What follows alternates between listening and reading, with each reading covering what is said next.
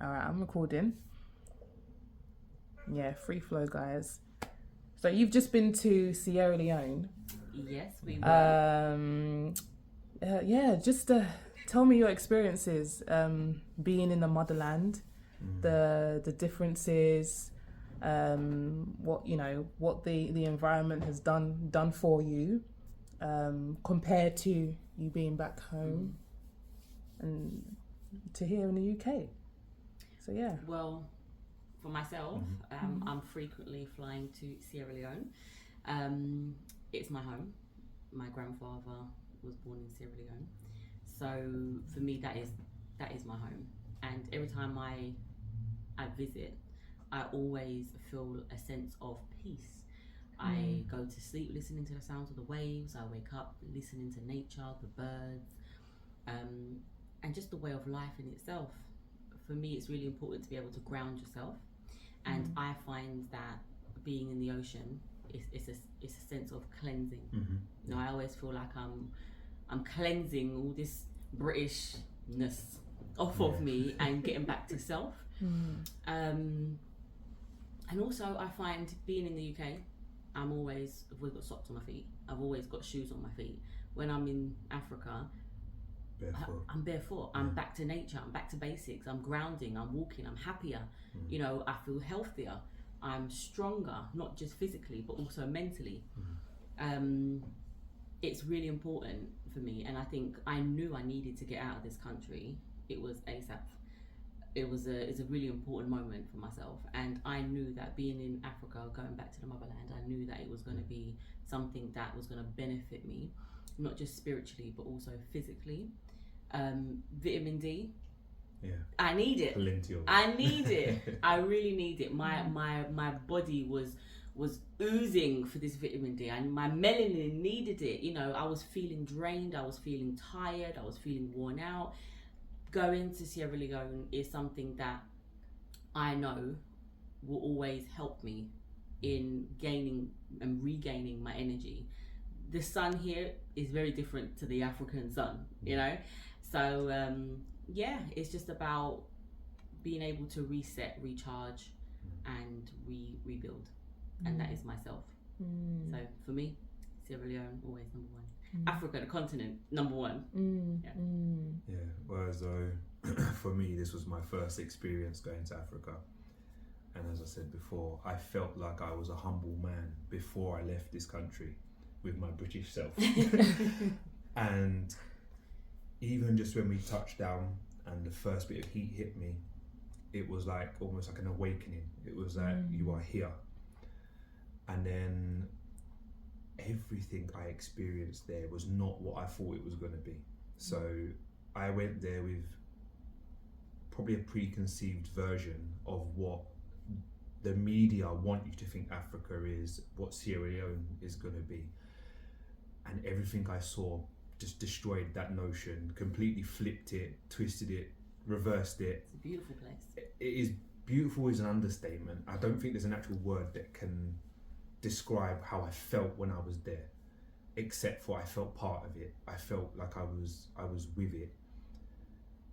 As a builder, I was non-stop looking at the architecture, looking at the building, looking at the pan bodies, looking at everything, thinking, how can I make it better? How can I do this? How can I do that? But you take a new appreciation for someone who's got nothing and goes and builds themselves a little house, and they put their family in that home, and that's their building blocks to go into something else. And we've got people here, even like myself in the past, who've moaned when you've got bricks and water covering you, you've got running water, you've got heating. Like heating for them is building a fire. You know, water for them is going to the well, lifting the water, bringing the water back, keeping it in a pot to try and keep your water up, but you're sharing it with a village. You know, it's a whole different mentality, and I think I felt humble before I left, but I've come back humble. And whatever I felt before, it was anything but humble. You know, it was an experience that I can say has changed me for the better. And it's something I want to go back to. I'm not done with Africa. I'm not done with Sierra Leone. I'm not done with anything that's there. I want to experience more. And I think it's helped me as a man realign myself and the ocean. We spent a few days in the ocean. I was fighting. I didn't want to go in the ocean, but when I got in there, it did feel like a weight was stripped off of me. I didn't drop it; it was stripped. Every time the wave hit you, every time you ducked under the water and went in the water, I came out feeling clean, but not just physically clean. I felt like whatever was dirty in my body was leaving me. I walked up the sand, felt like a whole new man, and yeah, it was just something that I'm very grateful for. It's an experience that I would recommend to anyone who has a conceived notion of what Africa is. You need to go and experience it. You need to go and see what it is, because the people, the land, the buildings, the food, everything, the food, wow. Everything is not what you think. It's always much better. Yeah. And the food. I'm missing the food. Yeah. I'm missing sitting there eating the food without sat across a table, and I'm actually missing the fact that we sat there with a plate of food and we ate together. We talked while we was eating and we was connected in that moment, as opposed to coming here and you sat across the room, sat on a different sofa, you're sat on a different table. It's a very different way of connecting. That to me was eating with your loved ones, was eating, because even when we ate together, we was all sat around together, was all sharing together, sharing stories. Beautiful experience. My Paisa is the older of the family. He's 97, so he comes with a lot of wisdom, a lot of experience, a lot of lessons. And it's just I'm blessed to be able to go back home and be with family, and I think to share that with you, you're part of the family. It's a beautiful thing. So yeah, it's I do miss the food though. So that's one thing my body is noticing. I miss the food. I miss my okra. I miss my krenkre. I miss my potato leaf. All of it. I think the fact that it's always fresh makes a massive difference. Massive, because we're so used to buying stuff in plastic, in packaging, pre-made, wherever here, and it becomes normality. When you're there, the only thing that's in a plastic is rice, because it's in a carrier. Everything else is wrapped up in a string. You got your potato leaf, your cassava. You got everything's all fresh. You're either digging it up out of the ground, or you're cutting it from a tree. You're cleaning it. You're prepping it. Coconut. The pawpaw was papaya. Right. My mum's growing them in the morning, just freshly cut and peeled and on a plate, and it just doesn't beat. It beats going to the fridge and opening a plastic. It's just different. It's home, just different. It? It was. And the thing is, I've never been there, but I felt like I was home. And that's something that I can't lose, that feeling of like, here I do feel like a stranger now.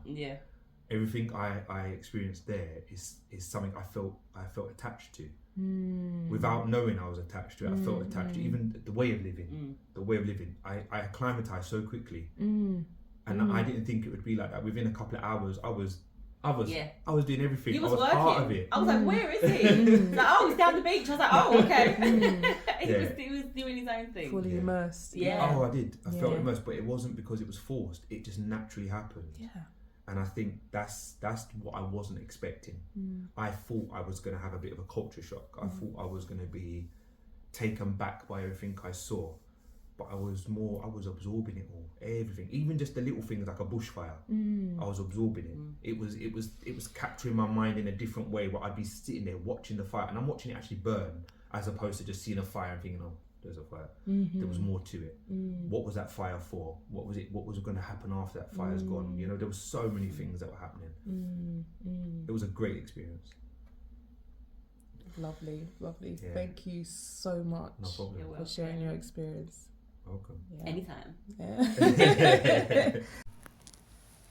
Hey Soul family, thank you once again for watching this video. If you enjoyed it, like, comment and subscribe.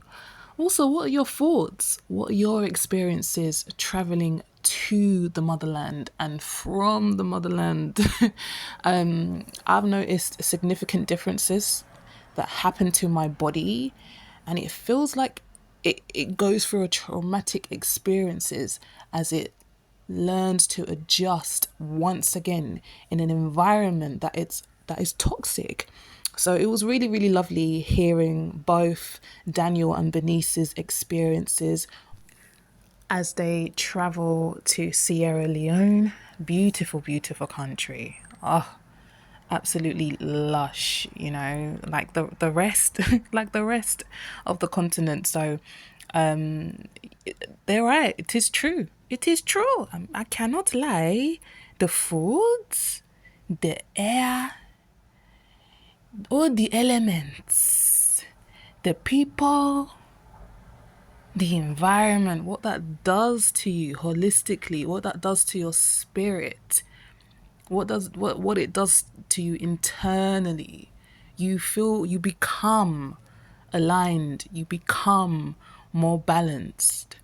And you notice that when you take time out to just be and to just listen, where you're not allowing yourself to be distracted, because the pace of life is slower, and that's how it should be.